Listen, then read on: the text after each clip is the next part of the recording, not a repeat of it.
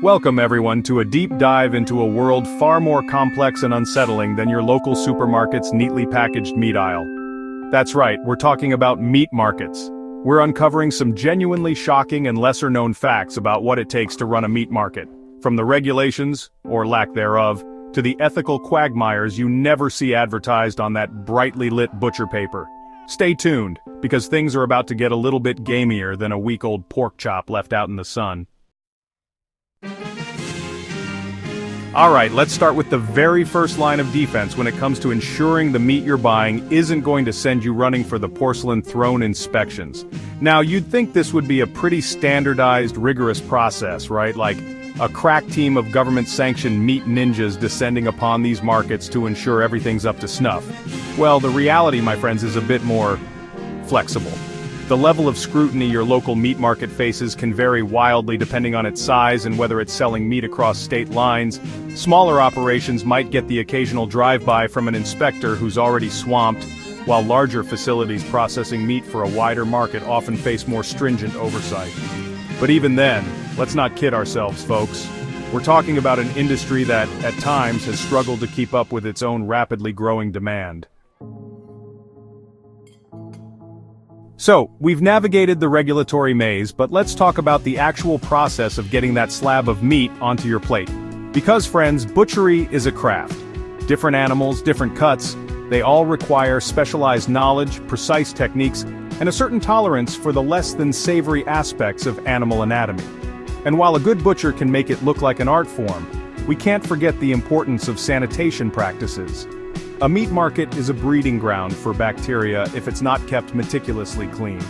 We're talking about surfaces sanitized within an inch of their lives, tools sharper than a talk show host's wit, and a level of personal hygiene that would make a germaphobe weep with joy.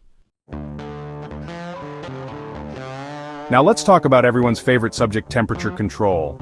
And no, I'm not talking about setting the thermostat to a balmy 72 degrees, we're talking about the very specific, very important temperatures required at every stage of the meat handling process to prevent a bacterial rave in your ground beef. Bacteria love meat. It's like an all-you-can-eat buffet for those microscopic party animals. So, maintaining the cold chain from the moment an animal is slaughtered to when it reaches your refrigerator is absolutely critical. Any break in that chain, any lapse in temperature control, can have some pretty nasty consequences. We're talking food poisoning, folks. Okay, let's address the ethically sourced, free-range, grass-fed cow in the slaughterhouse. Because in this day and age, we're all becoming more aware of where our food comes from and the impact it has on the planet and the animals we share it with.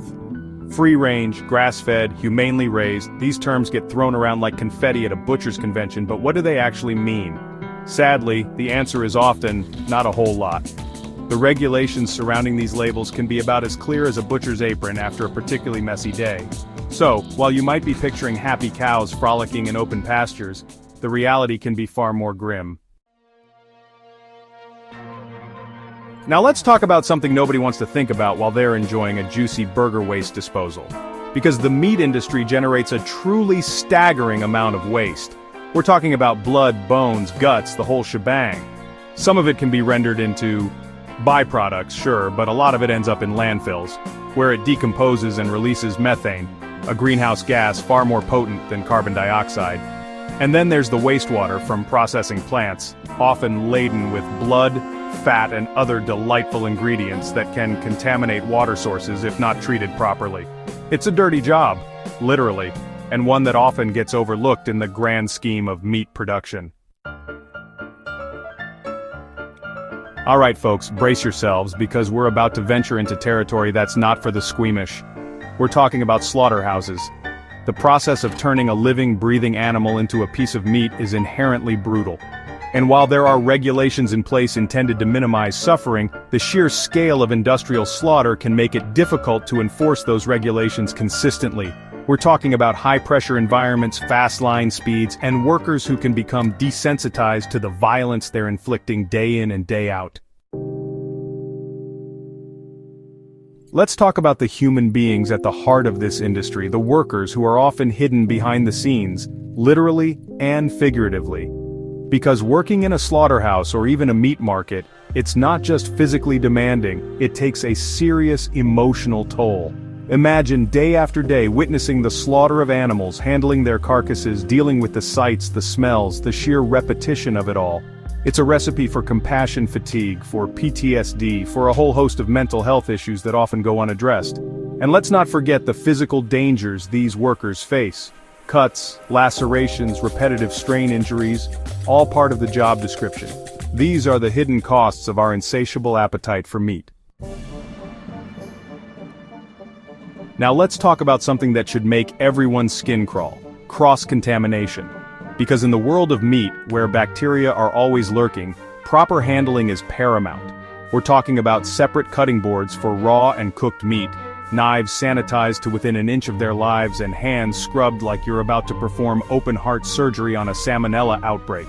One slip-up, one errant droplet of juice from raw chicken mingling with your ready-to-eat salad can have explosive consequences. Foodborne illnesses are no joke, folks. Alright folks, it's time to talk about the methane-farting cow in the industrialized feedlot. Because the environmental impact of meat production is undeniable.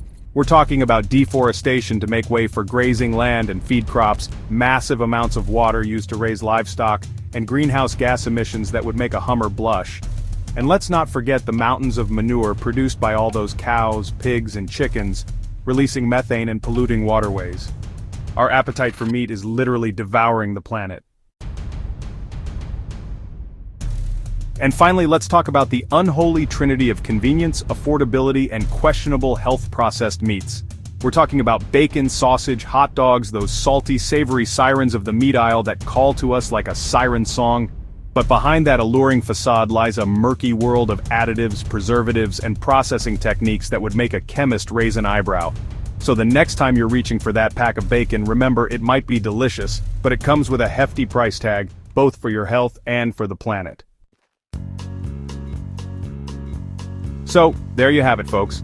A glimpse behind the curtain of the meat industry. It's a complex, often unsettling world, but one that's intrinsically linked to our own dietary choices.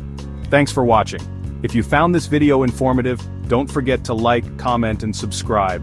And remember, the next time you're at the meat counter, take a moment to think about the journey that brought that piece of meat to your plate. Stay tuned for more deep dives into the industries that shape our world.